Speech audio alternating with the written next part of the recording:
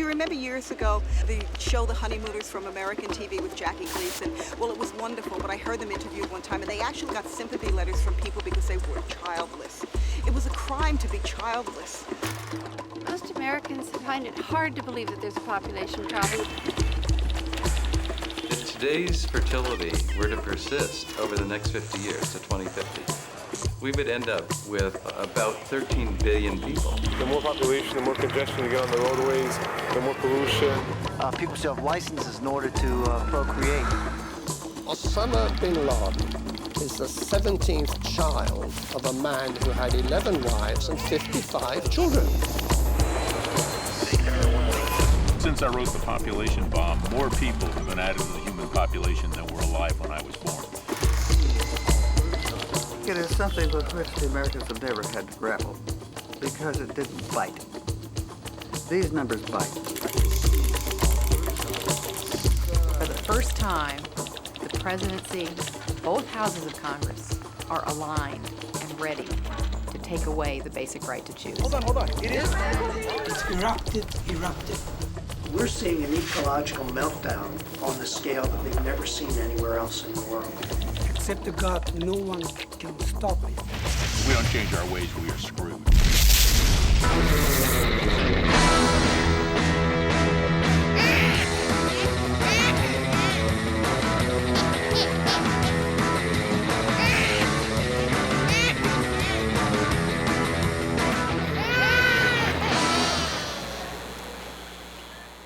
Basically, since the time you wrote the book, Professor Paul Ehrlich has never been one to mince words. When he says we're screwed if we don't change our ways, that's what I'd call a groundbreaking double entendre. His 1968 bestseller, The Population Bomb, is more relevant and disturbing today than ever. My name's Bob Gillespie, and I've spent over 40 years of my life striving to help couples have children only when they're wanted. Easier said than done. We're now at well over 6.4 billion people and headed towards between 9 and 13 billion people. These are staggering computations when you factor in consumer habits, whether rich or poor. China, the most populous nation in human history, has nearly 1.4 billion people and massive ecological problems. And it's not just China's problem. It's a critical time for everyone, for every parent or would-be parent, for each consumer, and all those decision makers who might find it more expedient to discount the future, but at what price to life on Earth? And it's a critical time for me too. My wife and I have a few kids and grandkids, and we obviously want them to be happy. So I thought it might be worthwhile traveling throughout the world with a persistent film crew and the ecologist, writer-director Michael Tobias to get a sense of where the planet's at with respect to the population and environmental dilemma, to see what's working and what's not. And I figured there's no better place to start than in Europe, where couples are wisely having, on average, fewer than 2 children.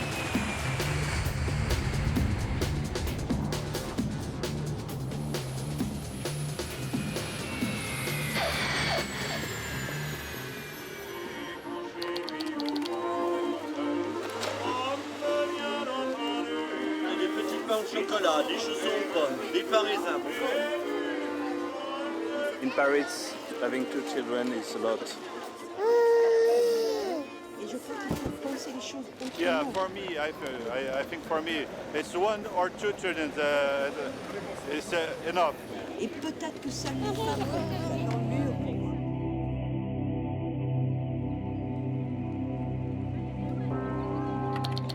Total fertility rate in the early 60s was just a little over 3 per woman, and today it's only 1.7. So that is an enormous change, but that is a change which has occurred in many countries. The rapid decline in the average number of children per family happened when women were approaching men in terms of level of education. And this has definitely been a factor, because if women are not educated, they will never be able to speak out on their own interest.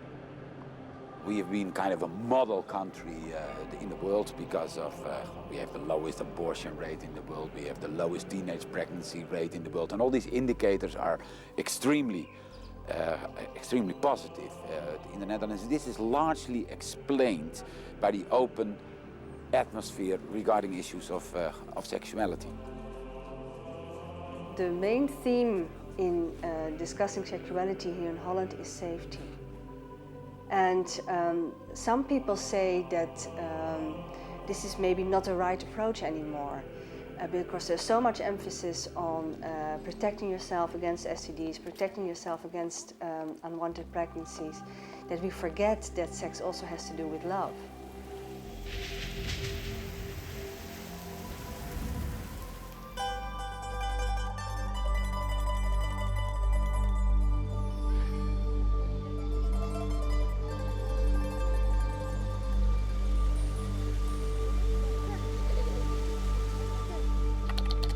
We're in Rome because, like Holland and in France, there's been a revolutionary transformation in the social and economic environment that has resulted in couples wanting and having less than replacement-sized families.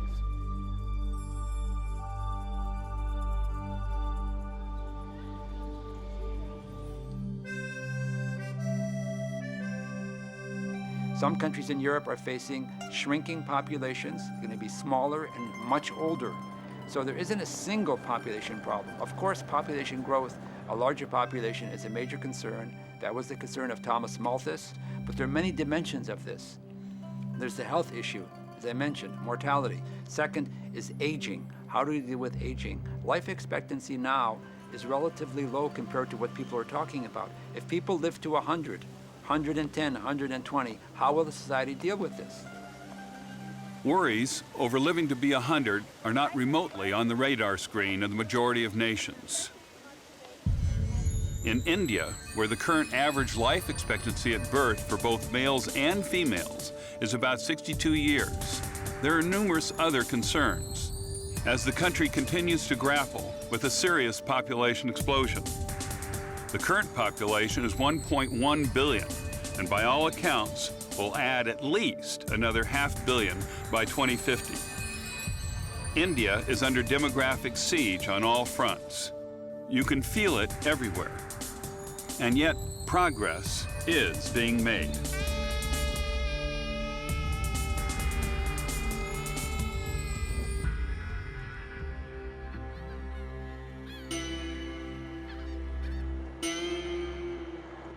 I've had an ongoing relationship with India for years.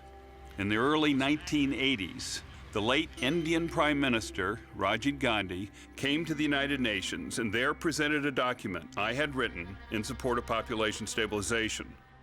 Today, some 75 heads of government have signed the statement. You see that guy hamming it up? Yeah, that's me.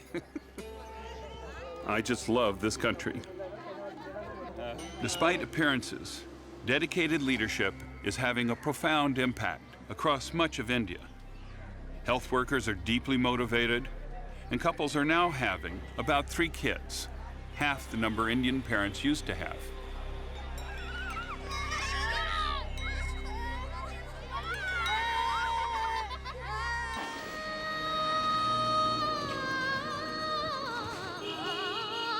Let's see what's in this store over here. Hi, do you have any condoms? Look at this. Perfect. Fantasy. Perfect. Love me. Oh my goodness. These are my favorite condoms. Actually, I haven't used one in about 40 years. I'm not even sure what they look like anymore.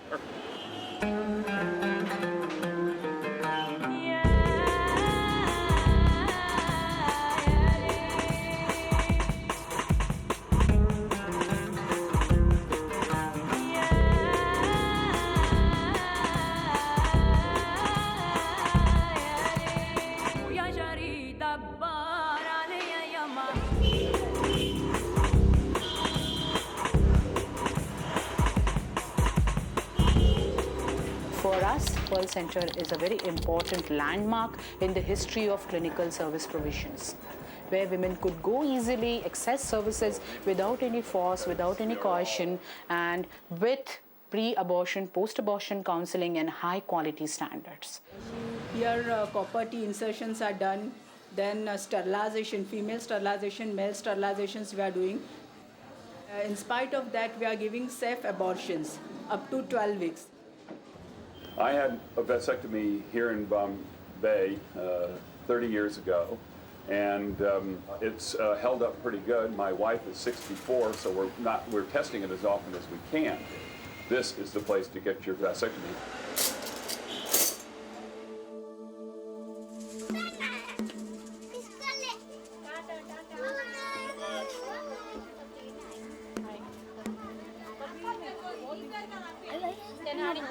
The family planning field workers going door to door, providing instruction day after day, year after year, that has made the program successful. They not only deliver services at the door at the time they're visiting, maybe 60, 70 women on a given day, but they're setting up distribution systems so that women have access to oral pills and condoms, and they also provide a way in which if women want to stop having children, they can either use an IUD for spacing, or female sterilization. They can provide the same opportunity for men.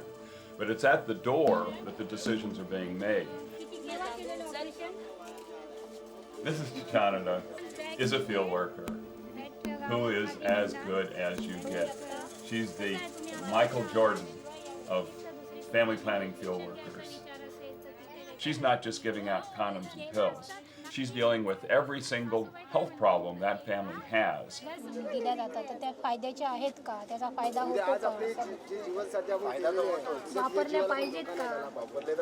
He says yes, he would definitely opt for vasectomy because his partner has undergone all the pain and the dangers of childbirth, and she should be healthy enough to be his life partner. So he would very willingly take the responsibility of vasectomy. Amid so much grassroots success, a time bomb lurks in this alleyway. In both India and the rest of the world, donor governments are not meeting their pledges. This tireless veteran of the trenches, who we've been following and who earns all of $100 a month, may well lose her job, along with countless others.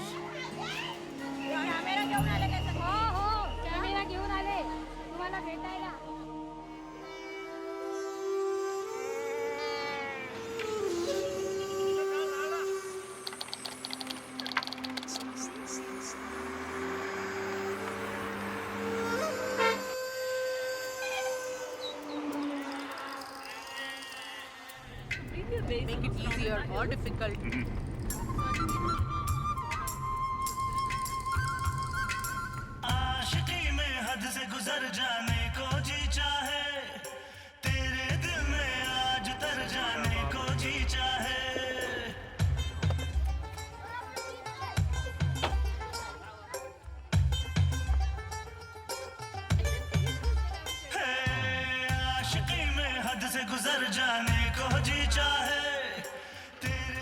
Women, the most illiterate, rural, unexposed woman, wants to control her fertility, wants to reduce the number of children she has.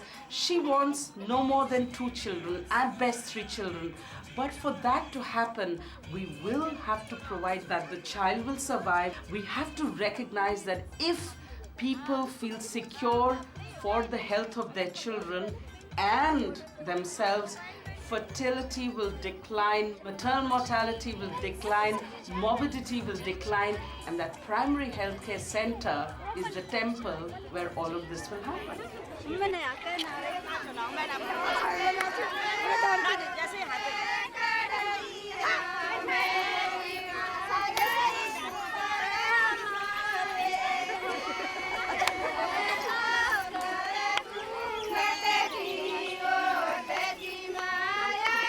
Population Rajasthan is something, I think, in the nature of 59 million. Total fertility is close to about 4. It's a totally different world. There's parts of Rajasthan where the range marriage is between 1 year old and 8 years old.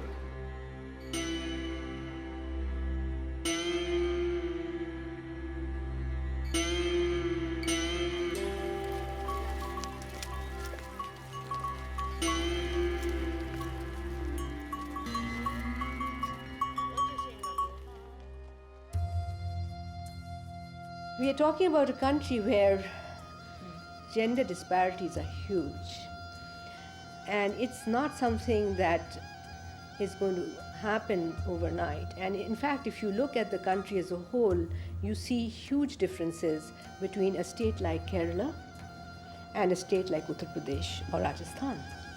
So we're not talking of a single country here. And these states, which are referred to as the Bimaru states, which is a not nice terminology. Bimaru means sick states, are lagging behind. These are the very states where literacy levels are low, where infrastructure is poor, where healthcare services are inadequate, where women's empowerment is nowhere, where gender disparities prevail, where infant mortality rates are high, but where unmet need is also high, unmet need for contraception.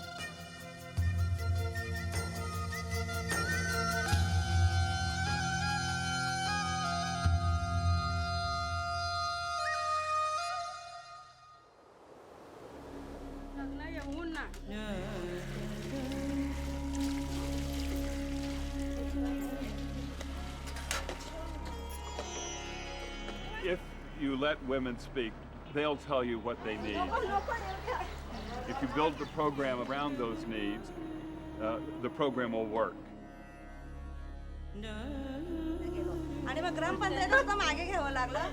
There is a future.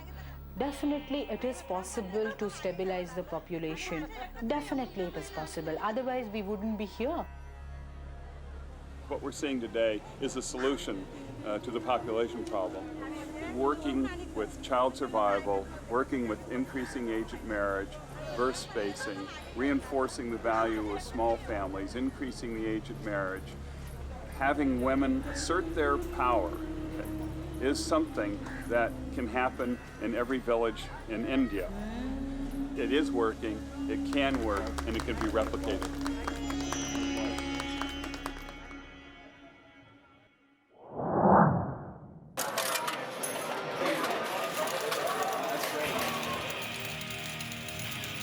In America, so many of the struggles one encounters in India seem terribly remote, as the abortion divide and the continuing threat to basic women's health and reproductive rights takes center stage. We are a country founded on religious toleration. Abortion is part of religious toleration. It should be no more surprising to find an abortion clinic for those women who wish to use it in a city where many people are opposed to abortion than it is to find a Catholic church, a mosque and a synagogue in the same block. I think that the problems that face us are soluble, but I don't think we will solve those problems unless we also tackle offering choices to those women in countries where we still have very rapid population growth. If we could simply meet the unmet need for family planning, the declared unmet need from excellent surveys, in the world today, the world would have an average of 2 children. There's a big challenge today because we have a whole generation of people who've grown up without even knowing what life was like before Roe. So telling someone that women can die is very different from those of us who actually experienced knowing about a friend or seeing someone die as a result of an illegal abortion. Right now, in the United States, the threats to reproductive freedom, and I mean the basic reproductive freedom, I don't mean just abortion. You have to remember that the legal principles underlying Roe versus Wade are exactly the same legal principles underlying Griswold versus Connecticut that gave us the right to birth control. all of the countries that have gotten to 2 children or fewer on average have widespread access to safe abortion. We can find no exceptions to that at all. For the foreseeable future and for the rest of my life and the life of the people I'm training, abortion is going to remain an important variable. Very important from the woman's point of view, very important from a health point of view, and it is something that is part of the family planning equation. Let's get real about that. I think that many of us have had personal experiences, either knowing people or in our own lives, that have been touched by either the HIV/AIDS epidemic or else, contraceptive questions and all of the despair that can come along with things going wrong. And I think many of us are motivated by that and know that there are many, many people in the world who really, whose lives can be affected drastically by the choices that surround contraception. And so we want to help. We want to, do better.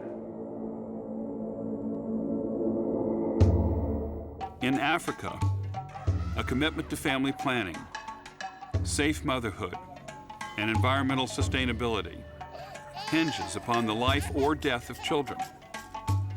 Whole generations succumbing to AIDS, gender oppression, poverty that remain pervasive.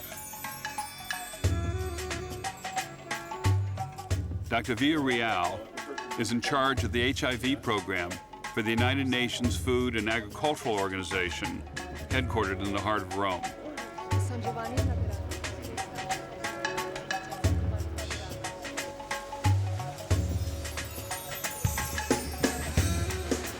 The situation right now is that parents are dying very fast, leaving behind a huge number of orphans.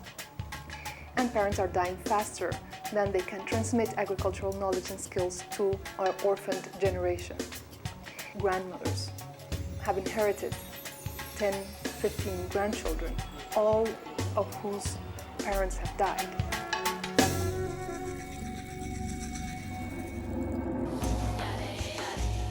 Some of us end up getting pregnant and we produce children which we cannot feed. I'm 15. Food insecurity and the AIDS epidemic are just some of the crises that challenge any successful family planning program across the 57 countries of Africa, where the average couple is having over 5 children. Africa's 885 million people are expected to more than double by 2050. By that time, Nigeria's population of 137 million, the most populous in all of Africa, is expected to reach 307 million. Nigerian couples are each having, on average, nearly 6 children. Nigeria is one of the great political tragedies in Africa. It is a country with 450 ethno-linguistic groups. And the centrifugal force that pulls that country apart is so profound, it's very difficult to develop any kind of centralized program.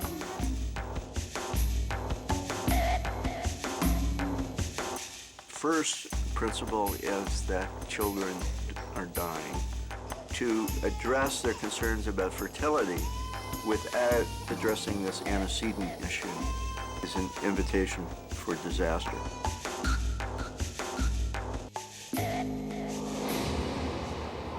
Men wanted to know why we are now concerned with them. We told them that we are trying to promote safe motherhood. In the past, men were not very comfortable with joining their wives to go to maternity services, but this has definitely helped men come to the clinics and escort their wives to the clinics. We have some data from parts of Nigeria showing that when good family planning showed up, that the contraceptive prevalence went from about 10% to 50% in just a couple of years. Very, very fast. In Ghana, by contrast with Nigeria, there is greater contraceptive use.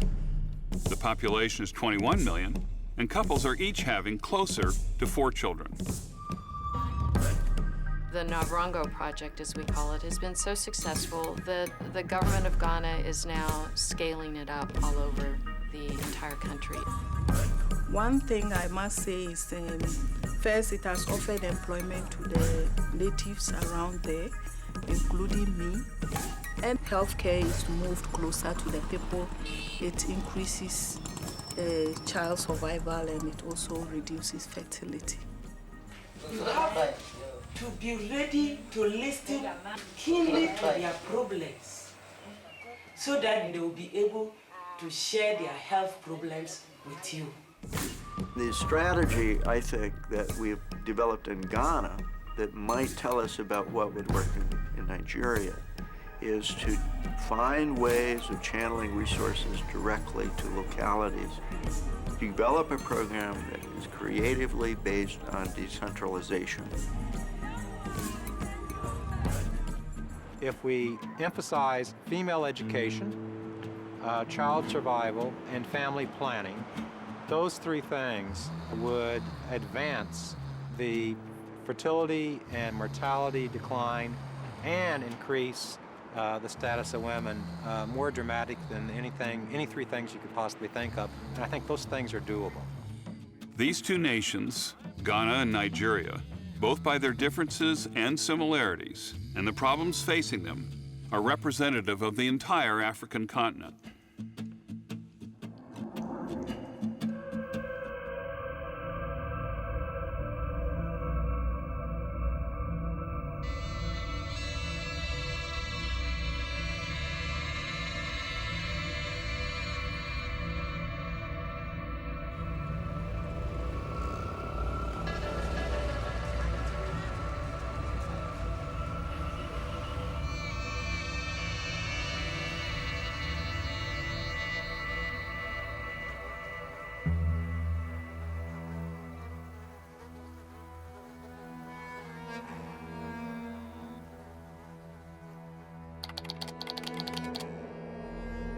North Manggarai, in the heart of Jakarta, is one of the poorest enclaves in all of Indonesia.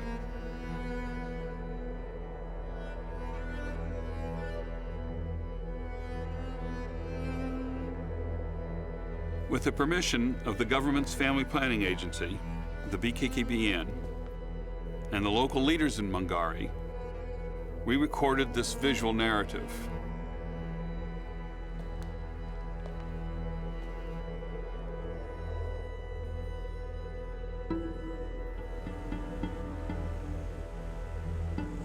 What never surprises me is the fact that no matter what their circumstances, people everywhere share a common humanity.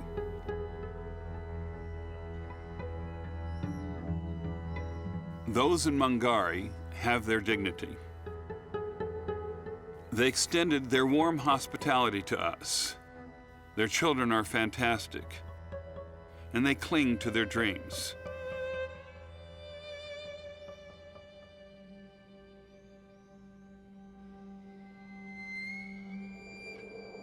Indonesia is a country of such unbelievable contrasts. You've got, on one hand, millions of poor people trying to survive on a daily basis, wanting what we all want, a better standard of living. But then, in the very hotel we're staying at, an hour's driving time across Jakarta, all the signs of multinational wealth. Floors that you can eat off of. All the usual high-end consumer outfits, fancy labels.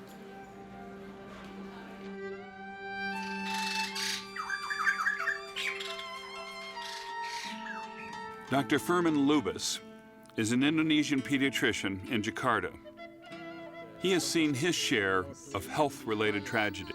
Every day I saw about 4 or 5 every day septic abortions, women. This is women who got abortion in the quack outside, then get septic and it was brought to the hospital to get a treatment. And they have to die because they have already been a septic. When you look outside, you will see the families who are accompanying her, the husband and a number of children. So it's the poverty and too many children force them really to have these abortions. Watching all these tragedies, it's cost me really a painful, really, for that.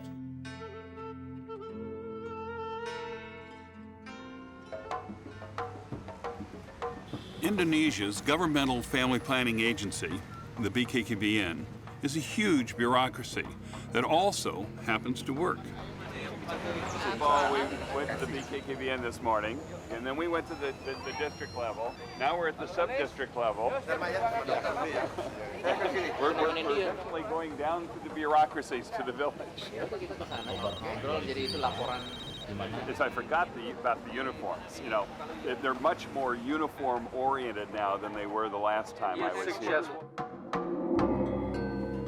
This is the largest Islamic country with well over 220 million people, and it has engendered one of the most rigorous approaches to women's health rights in the world.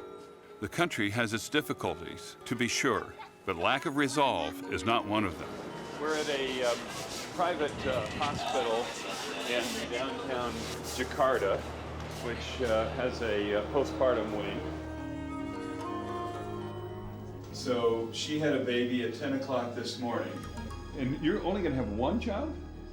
Oh, why only one?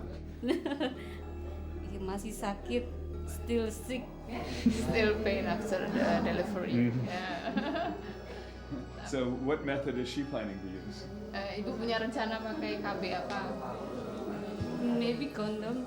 Maybe condom. Okay. And your husband likes that? Is okay? Yeah, it's okay, no problem. I know your wife. She not only has to deliver a baby, she has to put up with us as well.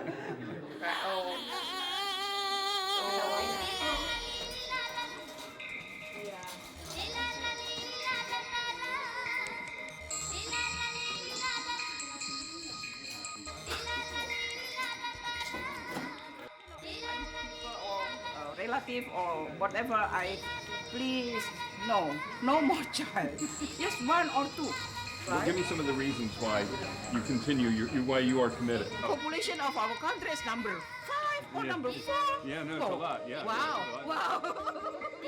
You want to have your own life, right? But if you have 10 children, so how can you enjoy your own life? We're going to have to get you out on the street. Okay. And then the whole problem of traffic would disappear. Right, the traffic is terrible.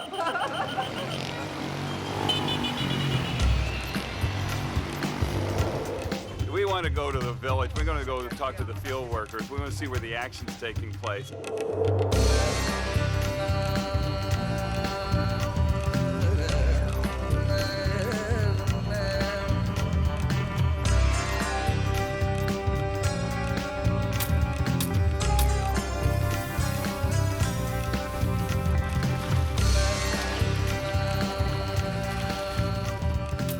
Usually the family planning field worker visit 10 or 15 households per day. The visit purpose is to make mapping of the family, like injectable, like implant, like pill. It was done in every household, in every village of Indonesia. BKKBN always doing this mapping every year.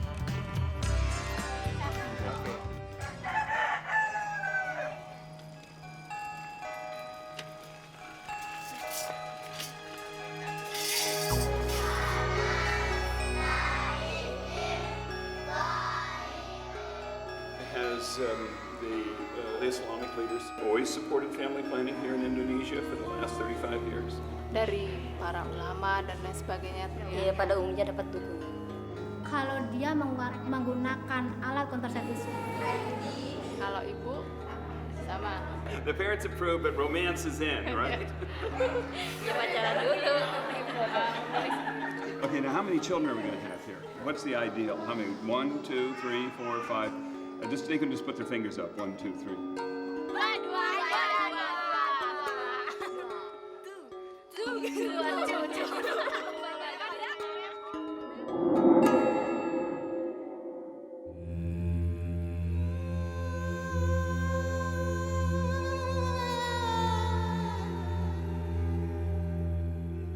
The several dozen Islamic nations in the world collectively contain more than 1 billion Muslims.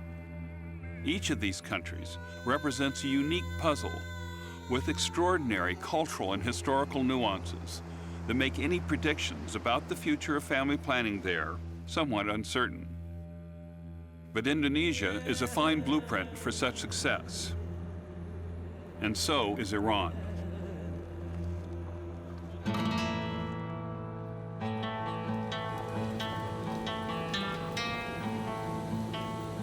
Iran has nearly 67 million inhabitants. Beginning 16 years ago, the reformist Islamic leaders and health professionals started one of the most successful primary health and family planning programs in the world. But why am I not surprised? Despite what Westerners think they know about Iran, the country breaks many of the stereotypes. I lived and worked there for 6 years at a time when family planning was just beginning to succeed. Now, that program is extraordinarily progressive. Women are getting educated, they're speaking their minds, and they're having the number of children they want. Fertility has declined very sharply from 6.5 in 1986 to around 2 in the year 2000. It's a phenomenal decline, particularly in an Islamic country. Obviously, all of the discussions started in the media, in the universities, and those people who were in favor of family planning were able to speak out. The matter of family planning from a Shia point of view could include the use of condoms, vasectomy, the pill. As a person who's himself had a vasectomy, I feel that I can be more effective as a preacher.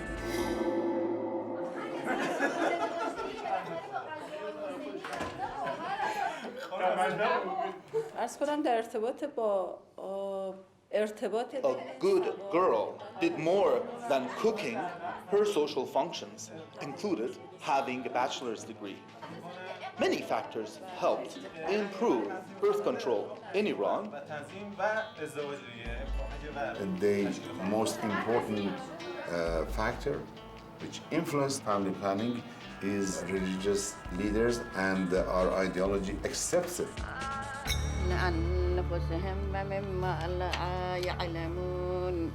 وآية لهم الليل نسلخ منه النهار فإذا هم مظلمون الشمس تجري لمستقر لها ذلك تقدير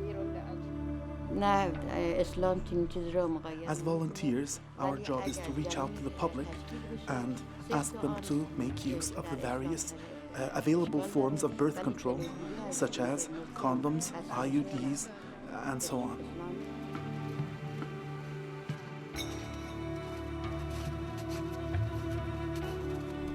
For the past 10 years, I've been involved with the Women Health Volunteers program. We learned that these volunteers get no pay, and they do what they do for the sake of the people, and, as one woman put it, for Allah.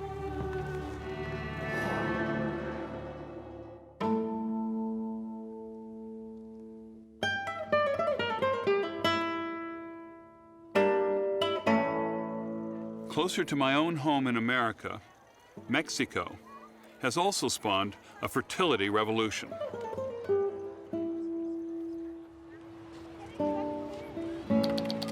Mexico City, 1973. President Echeverria established a general law on population with the ambitious plan of reducing the projected population in the year 2000 by 30 million fewer people. And they reached that target. And through the Constitution, women were provided the rights to choose how many children they wanted, and they were given access through both the Ministry of Health and through the Social Security system and through a network of private physicians and social marketing enterprises. It's one of the most dramatic declines. One problem is the sheer number of people in Mexico. Young people use contraceptives once they have already 2 or 3 children. They started having children when they are 16, 17 years old. But the problem is that half of the Mexican population has no access to Social Security. Half of the Mexican population is under the line of poverty.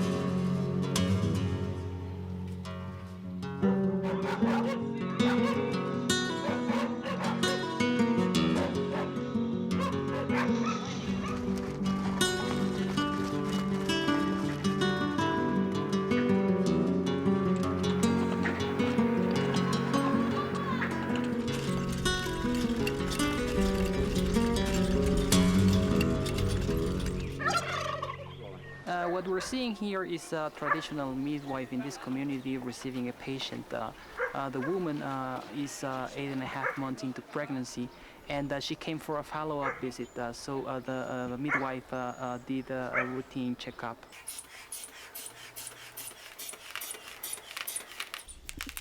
The baby seems to be okay. She began by telling her that it is not true that while women are breastfeeding, they won't get pregnant. And she talked to her about the IUD as a possible method, and she told them they had brochures, that she had information, and that it's easy to get because they have a health center here where it can be done.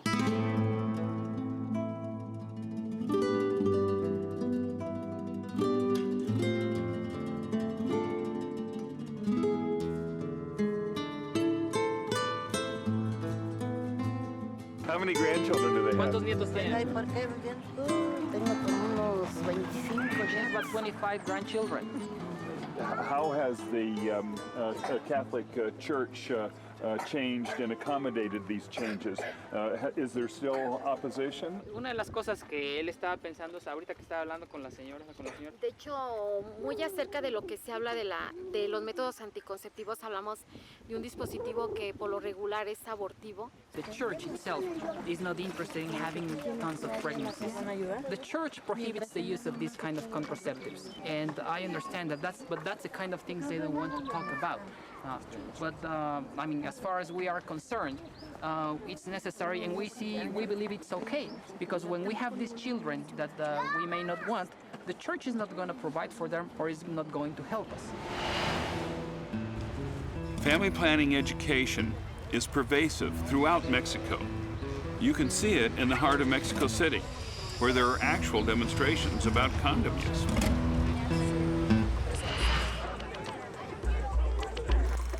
Mexican schools are radical, open-minded.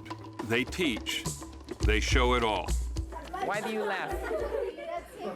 I mean, because since males never want to participate as models, we need a model like this, which is Pancho.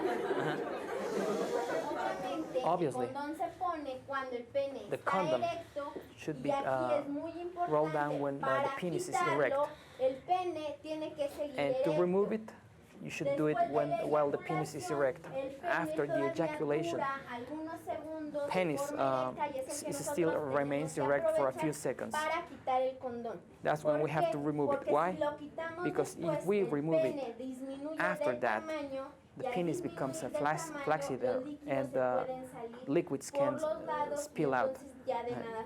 Well, I mean, it leaves nothing to the imagination, which is wonderful. I mean, but it's also kind of frightening because by the time you listen to a lecture like this, you want to go out and be a nun or a monk or, you know, I mean, you could be scared to death of sex for the rest of your life, you know, with all these fluids and all the multiple ways in which you can get STDs, much less pregnant. It's a scary business.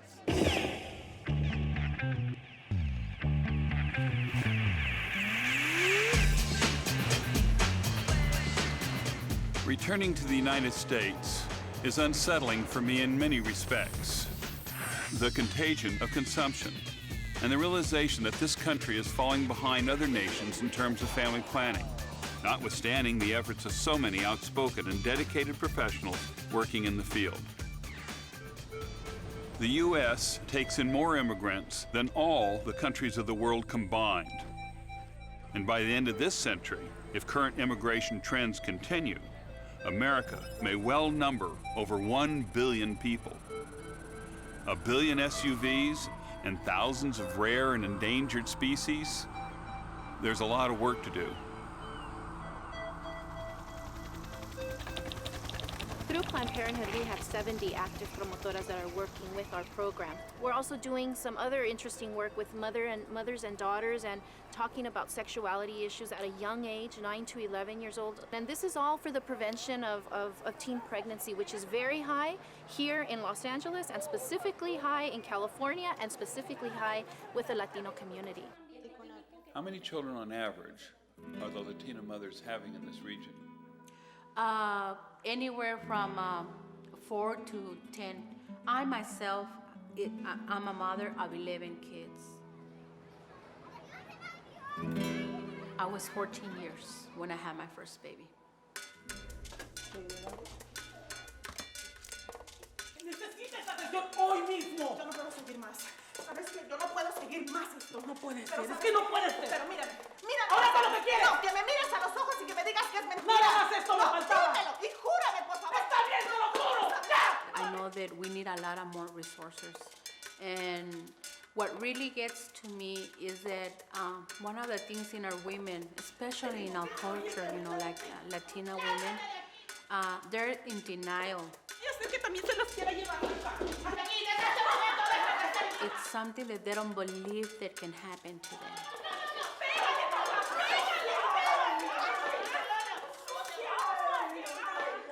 Despite the difficulties facing these promotoras, there are some impressive trends occurring in America's most populous state. Planned Parenthood has our teenwire.com. You don't have to have a school board approval to go to teenwire.com. There's an enormously successful program right here in California to bring family planning to the poor. The unmet need has dropped from 70% down to 37% over 4 years.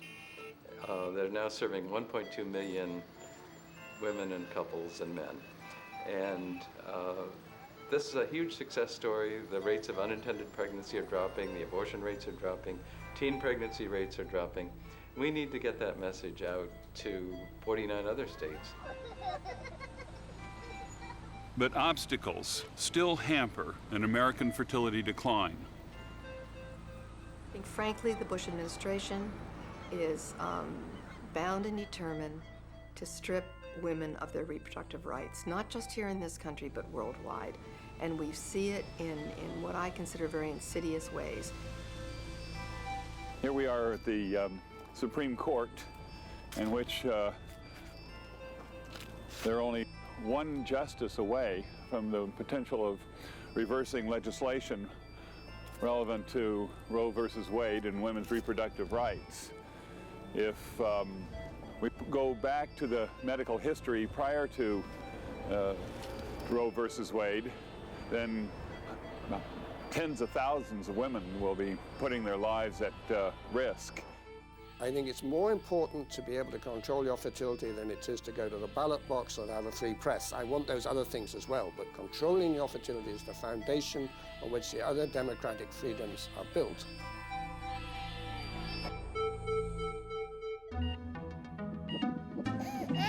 But the population explosion and the politics surrounding it are impacting not only the basics of American democracy and freedom, but are directly fueling the ecological crisis and unsustainable consumerism across the planet. We are over-consuming, so it's not just a matter of how rapidly or how large the population is, but how individuals behave. And by those standards, of course, the United States is the most overpopulated country on the planet. It would already take several planet Earths to support the American standard of living for 6 billion people. Is that except for the homeless on the streets in New York, there aren't that many people who live sustainable lives. At this point, the whole Earth, in my opinion, is in grave danger. You're a rabbi. I am. And what is the relationship between being of faith and the environment? I think that as human beings, we have an obligation to care deeply about it so that it is preserved for generations beyond our own. Do we really need to keep buying and keep consuming? You know, economists say that it's almost a patriotic duty now. Well, I think everything's connected. So I think if you care about life in one sense or another, it reflects on the other lives, whether they're fish or people or coral reefs or cities. Here we have a city, New York City, where we just finished eating in a restaurant where we spent an amount equal to double the income of most of the people we just finished seeing in India. Go left. Passed about 7 Starbucks. Did you notice that? No other place in the world like New York. So now we have this added problem. Saving the world is not just about stabilizing population. How we live sustainably is the other side of the equation. We have entrained the 6th great extinction of other forms of life on this planet. And yeah, the pandas can disappear and a lot of people won't care. But when the organisms that supply the ecosystem services, that supply us with fresh water, that maintain the gaseous quality of the atmosphere, without which we couldn't grow crops because they'd be destroyed by pests, that generate and maintain the soils that are absolutely essential to keeping us eating, when we're destroying them, we're getting rid of ourselves at the same time. And yet, I don't think there's probably one person in the House of Representatives that could make that speech to you. They're not concerned with the fact that the very underpinnings of our economy and our civilization are being destroyed as we wipe out biodiversity. A grim prognosis, to be sure. Meanwhile, so many of the experts we interviewed around the world spoke of a human population hitting 11, 12, even 13 billion people. Or if we're lucky, stabilizing in 100 years at around 10 billion. These are not easy numbers to grapple with. Others address the crisis of donor nations not fulfilling their commitments made at the United Nations Population Conference in Cairo over 10 years ago. But then Paul Ehrlich himself surprised me with a sudden tone of optimism. Civil liberties are going away. Women are being attacked on every front. The environment is being destroyed. But let me tell you, one of the things about human societies is things can change very rapidly. What our job is now is to try and ripen the time for the kinds of changes we need to treat each other and our environments properly so that we all survive. 44% of the world's people live in a country that has low fertility, close to that 2.1 average number of children needed for population stabilization eventually. So this is a big success because some of these countries are developing countries, including China. Stop complaining and go out to work. It doesn't have to be the biggest thing in the world. Remember, you can make small contributions that can have significant results. So go do it. The United Nations Population Fund works in all regions of the world. We have 142 programs. It's the heart of my mission. It's my own heart. I would say to parents all over the world to love their children and to learn them things like respect of other people and of life. That's important. We are going to be there in whatever form, in limited capacity, with less money, with lesser hands, but with a belief that we will be able to make a change, and we need to make a change. This is my conviction. We live on a knife edge. We could go to an increasingly unstable world.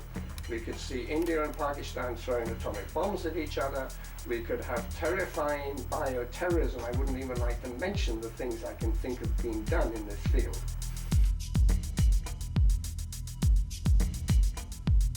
We could destroy all the large animals and much of our environment. Or we could have, by the end of this century, a fantastic world where we would have solved our energy problems, where we would have most people living a reasonably dignified life.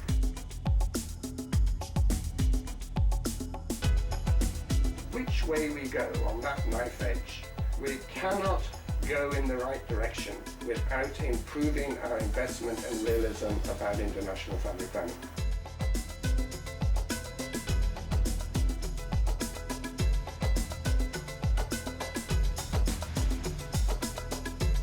Do you ever wonder about the amount of packaging and wrappers and consumer debris that you personally consume, Mr. Gillespie?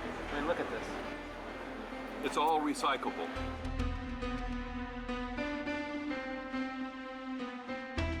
Am I going to get shot or what? I know. Just don't give them my address. I'm going to have to leave the country. I'm going to move to France, Rocky.